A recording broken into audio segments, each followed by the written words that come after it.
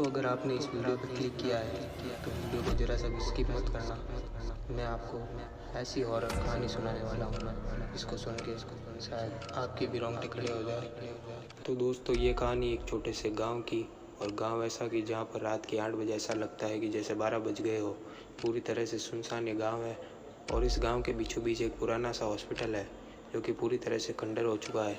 और शाम के टाइम उसके आसपास गांव का कोई भी इंसान नहीं जाता है, क्योंकि उस हॉस्पिटल के एकदम सामने एक कब्रिस्तान भी था।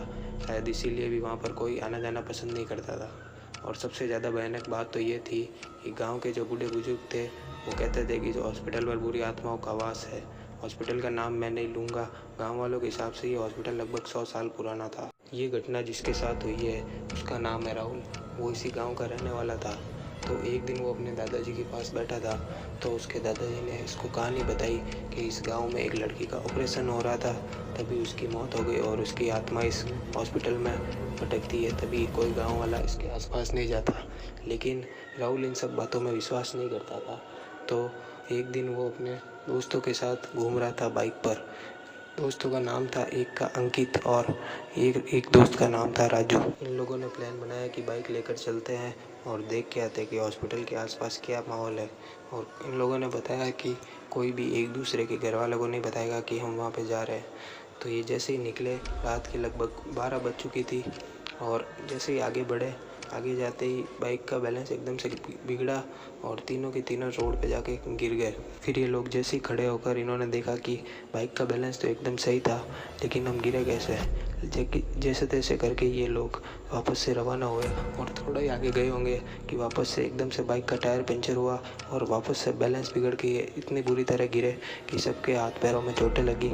और देखा तो गाड़ी भी टूट चुकी थी। तो ये लोग पैदल ही चलने लग गए। इन्होंने कहा कि अब आगे तो जाएंगे लेकिन पैदल ही चलेंगे। बाइक उठाकर पैदल चलने लग गए। लेकिन थोड़ा और आगे गए, इनको चीखने की आवाज़ें सुनाई दी, वो भी एक लड़की की। तो इनमें से इसका एक दोस्त बोला, क्या तुमको भी चीखने की आवाज़ें सुनाई दे रही है? इन्होंने बोला, हाँ सुनाई तो दे रही है।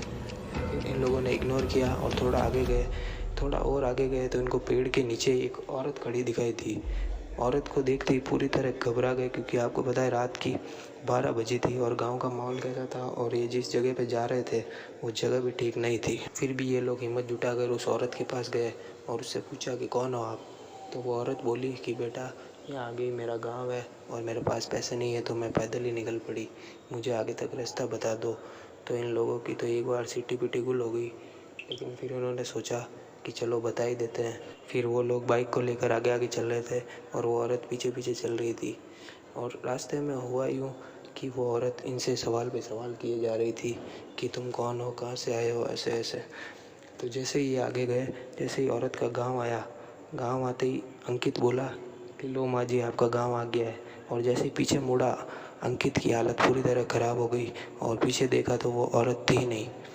ऐसा देखते ही तीनों के तीनों बाइक को पटक कर वहीं से भाग निकले। और जैसे ही आगे गए, आगे जाकर एक मंदिर था, मंदिर के अंदर जाकर बैठ गए। तीनों की हालत काफ़ी ख़राब हो चुकी थी और बुखार से तड़पने लग गए थे।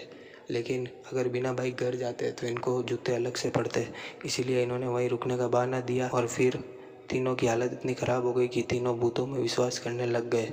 लेकिन गांव वालों ने फिर ऐसा किया कि उस रास्ते को ही बंद कर दिया कि अब की बार कोई और वहाँ ना जाए और उनकी हालत भी इस तरह से ख़राब ना हो। तो दोस्तों, कहानी कैसी लगी? वीडियो को लाइक करना, चैनल को सब्सक्राइब। मिलते हैं आपको नेक्स्ट वीडियो में, तब तक के लिए बाय।